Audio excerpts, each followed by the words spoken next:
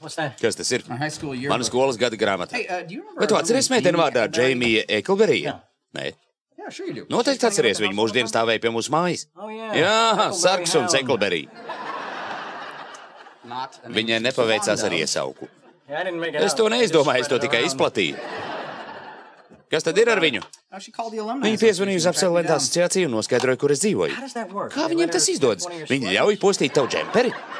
Viņa man atsūtīja e-pastu. Džeimija ir atbraukusi biznesa darīšanās, un es viņu uzaicināju ciemos. Lieliski, es nemaisīšos pa kājām, nelaidu viņu uz tepiķi.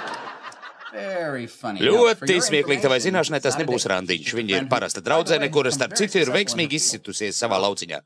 Jauki, viņai ir savs lauciņš, kur paskraidīt, ja? Čārlī, tie ir veci joki. Cilvēku gados vai suņi gados.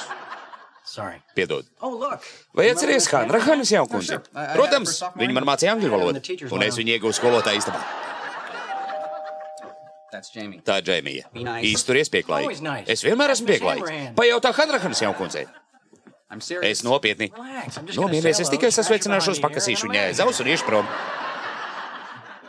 Tu beigsi savus suņu jociņus. Jā, labi. Ceru, ka viņa ir jauka kucīte. Labi, izdzeršu vēl vienu glāzīti. Alan. Džeimija? Vai?